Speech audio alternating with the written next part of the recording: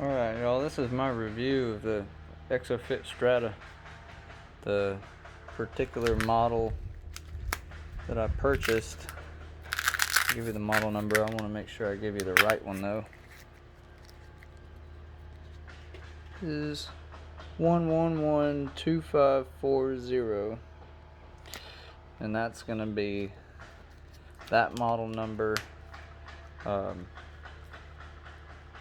Is the one you would need if you. This is a size small vest with the front D-ring, the tri-lock revolver, adjusters for all your adjustables except for the hip belt.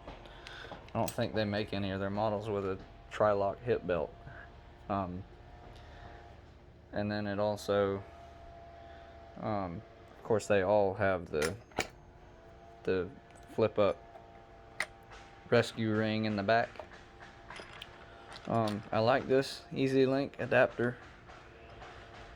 You just, if you have like a nano lock or a nano edge, your pin where you would normally pull, your webbing through, just goes right through this hole here.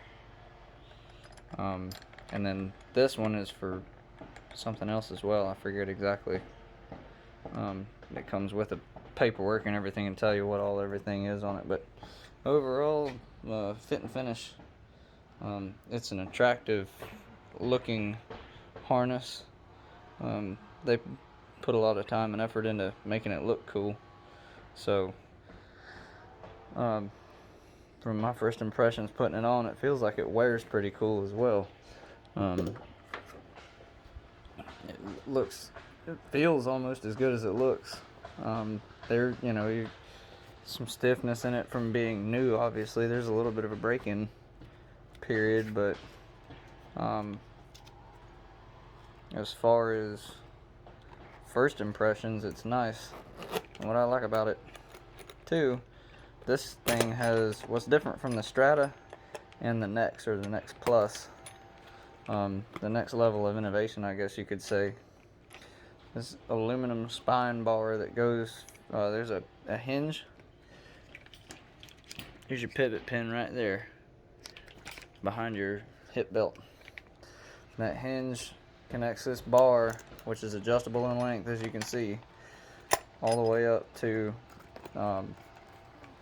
this pin right here, which all that is just a keychain ring.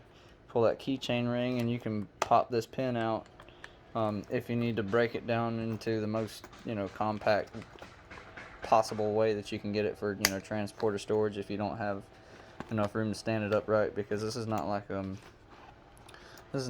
your $40 web harness where you can just ball it up. This thing will stand itself up, and this is all molded here, molded PVC coated plastic. I mean, it's soft, but it's not PVC, but it holds its shape. It's not composite. I'm not sure exactly what the material is. That it says what it is in the manual that comes with it. But then you got this spaced out area behind the mesh. I can fit my whole hand in there. That keeps this off your back, and obviously this stretchable mesh. So when you bend over and your spine sticks out a little bit, you're not getting pressure points like from your SRL back plate like you have on the cheap web harnesses.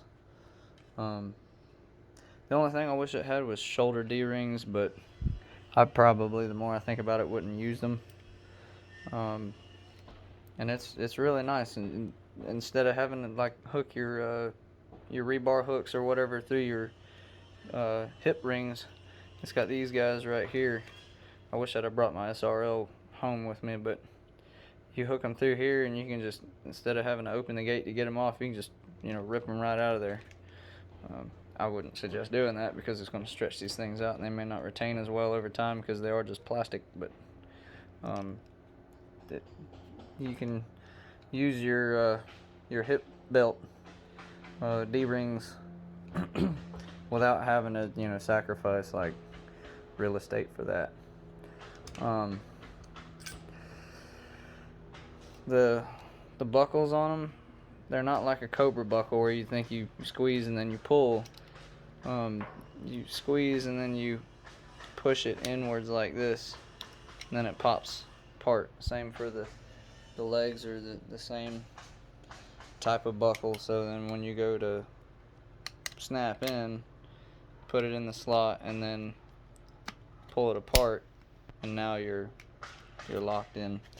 These come standard with the trauma straps. They're not exactly the ladder type straps that I would have liked to have had.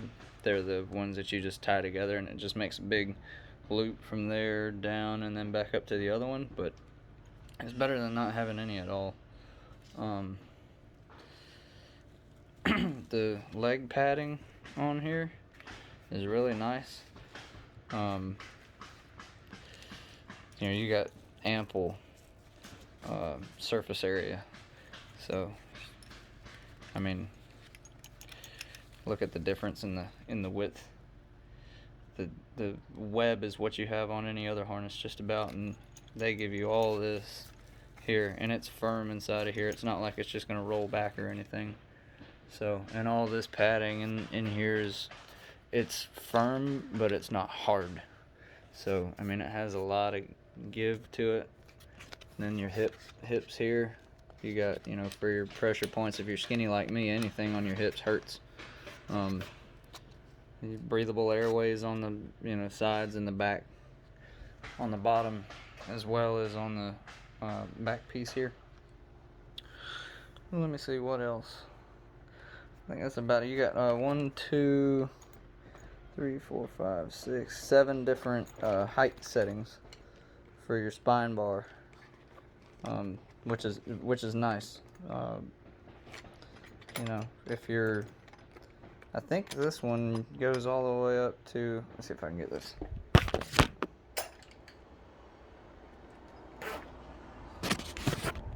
I don't know exactly off the top of my head how tall of a person you can be, but I'm pretty sure that a small harness will fit, skinny dudes all the way up to like 6 foot.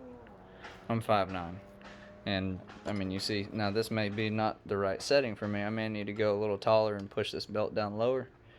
It just depends on, when I finally load it up with all my rigging and my tools and everything. This is a little bit of rigging that I have now. This is a Protecta adjustable lanyard. That's all it is. Really not as much a positioning lanyard as is a restraint extender. And then these are not going to stay here on this D-ring. This is just, for kind of show. These are the tool lanyards that I have. These are what are these? Ergodyne 31. Let's see, what are these? 3118 FX, and they are rated for 15 pound tool weight, maximum weight.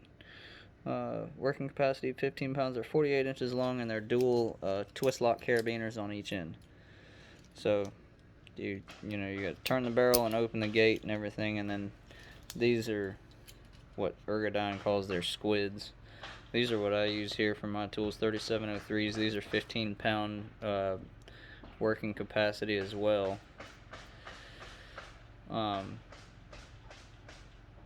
Maximum tether 4 foot. So this is the longest tether that you can use to stay within the drop, the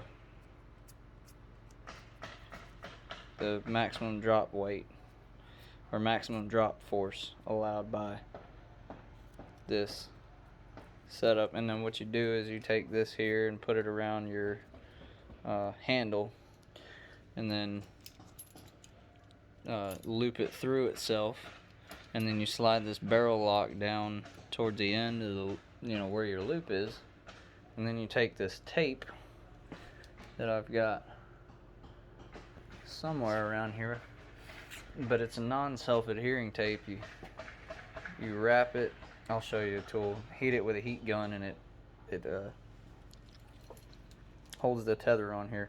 I'm getting a tool pouch. It's gonna go right here, and it'll have a D-ring on this side and on this side for my hammer and my plier wrenches that I use for rigging the crane up. I work in crane and rigging, so some people would say to us that this is a tower climbing harness. This is not a tower climbing harness. This is a climbing and self personal fall protection harness. But you don't buy this just for not falling off of stuff. You get this if you're gonna be obviously for fall protection primarily, but I mean when you're gonna be climbing on something and you need to have both hands free, you go to your your hip rings and run you a positioning harness. I mean, this, like I said, this isn't exactly a purpose-built positioning harness, but you can certainly use it for that as long as you're not working on any rough surface or anything like that where it can get cut or frayed. But fall protection, climbing, rescue, controlled descent, those types of things is all in the booklet that it comes with as approved uses, applications right there. Fall arrest, work positioning, climbing, rescue, controlled descent, and restraint. And this harness has been tested and approved to be used in all those applications. So that's my first impression getting it out of the box there. It came fully assembled. No assembly required. The only thing you got to do is just adjust your revolvers and adjust the spine length and put your tools on it. I did come in here and inside of this is a Velcro wallet style pouch. Inside here has your RFID tag, which your serial number is printed on right here. This is your serial number in black on the back of this tag. This is a RFID tag for any of you guys that work in plants and stuff like that, and you can scan out equipment. It's got your ANSI rating and your unit specific, model number, manufacture date, lot, and everything like that. It's got a place for you to put your name if it's issued to you, and then it has just all the other standard information that comes with it, and then it's got an inspection tag on the back.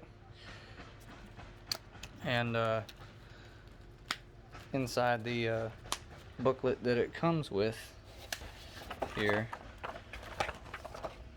toward the back, a couple of pages, it has a maintenance and inspection log in there. You can go on their website and get more blanks.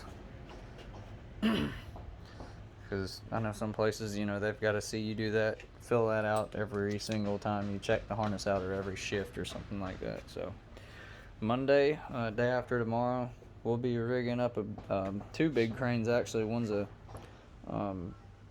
ours 500-ton mobile AT crane, and then another one's a 600-ton crawler with a whole pile of jib in it. We'll be rigging both of those up, so it's the perfect opportunity to test it out and make any adjustments I need to, and we'll definitely be recording some of that and reporting back. So those of y'all who stuck around this long, this is just an independent guy's review of a premium harness. Haven't really seen much of anything on the internet about it, what people individually think. I'm not paid for this or anything. I have no affiliation with DBI Sela. I know a guy that had an Exofit Next, and then I seen these came out, and I figured, well, I have one of the cheapest harnesses on the market. Let's see what one of the most expensive ones will do for me. So we'll get back with more information as we test it out.